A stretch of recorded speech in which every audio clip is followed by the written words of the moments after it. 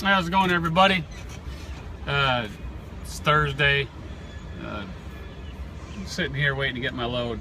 It's not ready yet, but anyway, I get a lot of questions about what trucks to get. People asking me, and a lot of people are brand loyal. Kenworth, Freightliner, Volvo, and so on. But what you really got to look at is your operation. You want to get the most fuel efficient truck, especially if you're buying a new one. Get the most fuel efficient truck that's out there. And right now they're automatics. Some guys say they want to drive automatics, but it's all about the bottom line and the money. So what you want to do is look at your operation. Some guys, I'll just take Volvo for instance, since that's what I'm driving. I had the big truck, I had the Volvo 880 with the big sleeper and all that, and when I traded that in and I went to the 670, the only stipulation is I wanted the table. And the dealer said, don't you want a 780? It's the same sleeper. Well, I get home a lot, so I don't need that. That's what I'm saying. You got to look at your operation. If you're going to be home a lot, then you don't need the big sleeper truck with all the extra weight, because what you're doing now is you're limiting yourself on what you can haul and how much money you can make. If you stick with the lighter trucks, then you don't have to have any worries. You can haul the 45,000, 46,000 pound loads, the 46.5, people say, I don't want to haul that weight. Well, it's really not a good business sense to not haul something because of the weight. And there's a lot of people that do that in this industry, and that's one of the reasons why they don't make as much money. Because for instance, if you got a load that goes 120 miles, let's say, and it pays $400 to the truck, but it weighs 45.5. Well, the guy that has, like the truck I had, that 880, I couldn't haul it. I never was able to haul that load when I was over here. And so when I downsized, I wanted to make sure I had a truck that I could haul that kind of weight, because I'm not going to give up that money anymore, so that's what I did. And so that's what, the guys got to look at. You always want to look at your operation. If you're going to be on the road for long periods of time, then you get the bigger sleeper truck, because you're going to want that room because you're away from home, and it's more comfortable. But it all depends on your operation. That's what you got to look at. Now, depending on brands, every truck has problems. Okay? Every truck manufacturer has some problems. It doesn't. So what you got to do is do your research. Google it up, and you'll see what the problems that each brand has. Some might have electrical problems. Some might have only problems when they have somebody else's motor in the truck. That's what I had. See, when I got the Volvo truck with the Volvo motor, like I have now with the automatic, I haven't had problems in 3 years. Now, when I had the other truck, it had that red motor, and everybody knows what I'm talking about. I had the red motor and I had problems. That motor has a lot of EGR problems. And in 1 year, I put $25,000 into it in maintenance. So that's what you got to look at. So do your homework. Look up the motors. If you want a Kenworth, and look up the Cummins motor, look up the PACCAR motor. Research it out. A lot of guys say, well, should I buy used? Pay cash for an old used truck, pre-emission. I don't think you should, because one, if it's pre-emission, it's going to probably have 1 million miles on it. Well, I don't care if the motor is in frame. The rest of the truck still has 1 million miles. So you're just setting yourself up for a disaster, because unless you have $20,000 to $30,000 set back in an emergency maintenance fund, one repair could take all your money. And it's just a piece of machinery, and it's mechanical. You could drive right off a dealer's lot in a used truck that you paid $30,000 or $40,000 cash for, and go down the road and the engine throws a rod through the block, side of the block, well, you're done. And they're not going to warranty it because it's used, it's as is. So, and another thing is them pre-emission trucks are not going to get the fuel mileage that the new trucks are getting. And it's all about fuel mileage. So, with that said, just do your homework.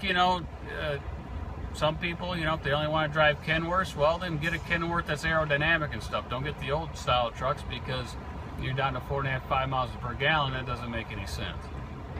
If you're going to work out here, you're going to, why burn it out the stack? We could drive a brand new truck and not have the DOT problems and, not have the downtime problems. All right, so now one guy wanted to know what I was driving specifically, and I gave him the specs, but this truck here is, I'm getting about 8.5 miles per gallon fuel now since it's starting to break in. I was around 7.5, 7 3/4. Now I'm getting in the 8s. Well, I got a 455 Volvo in it. It's got 264 rears with the automatic 12-speed. And it's geared different because it's automatic. That's why the 264s. And it's got the XC fuel package on it. That's a must. If you order one, make sure you get the XC fuel package. This means you're going to get the more aerodynamic. You're going to get the aerodynamic mirrors. You got the aerodynamics bumpers. You're not going to have the chrome bumper because that's not aerodynamic. You're going to have the skirts down the side. They extend down almost to the ground, and so they really done their homework to make it aerodynamic, just like the Freightliner Evolution Cascadia. That truck's getting really, really good fuel mileage. And if you get one, try to get the automatic because that's even get better fuel mileage than the manual, because the computer is going to be able to ship that truck at the premium shift points more than the human's going to be able to. You just ain't going to be able to shift it like the computer's going to be able to. So, it's all about the bottom line. Yeah, I like the fancy trucks too, all the chrome and all that, and the old-fashioned style. But if you're gonna do it as a business, you don't want to run those trucks. They're not cost effective. It's just you're throwing money out the stack. So I'll turn the camera around. I know the one guy wanted to see the truck again, so we'll do a little bit of a tour. I need to get it washed though, but here we go. So here it is. See, it's got that green motor. That's the 455, and of course it looks purple right now, but it's not purple. I'll show you the color, because some people say, oh, it's purple, but it's not. And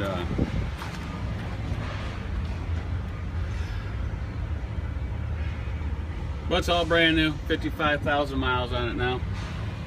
And for people that don't have trucks, don't know, you just open up the door and then you got your plate here and you can see everything. And there's your transmission, there's your front axle 12.5 and so forth. Here's your gears down here, the 2.64. And so you come down here to paint, it's new electron blue. That's the color, new electron blue. But it just depends on, see, now the 670 Volvo, they should have they should get rid of that stupid porthole there and give a big window for the drivers. That way they can actually have some ventilation. That's the problem with the 670s, is you have no ventilation. So that's what they could do that, because the Freightliners, everybody else have windows like that in there, so they should do that. But so that's the truck, those are the specs. And see, I got my generator, my APU's right there, so they tuck it in there nice and neat behind the fairing. You can't even see it. And they just extend the pipe out the back here. It's down there somewhere, but I don't want to get all dirty climbing around there. I don't know if you can see it. It's right next, it comes out there by the tank. But I'm gonna get this truck washed. Probably on Tuesday, I'm gonna take it and stop it by the Blue Beacon. Here's my satellite dish. I got that mounted on there. And think about getting that ball eventually. And I'd have to go next to that bracket where the Qualcomm is and drill a couple holes and stick it in there. But there you go. That's the truck. Got to get it washed. Like I said, I'll be over by a Blue Beacon on Tuesday, so that's what I'm going to do. I would wash it. And that's what it looks like from the front. But I have it with the chrome package on it, so the mirrors are chrome, and then you get the little bevel on the side right here. You know, it's plastic chrome. It's really not chrome, it's just plastic. But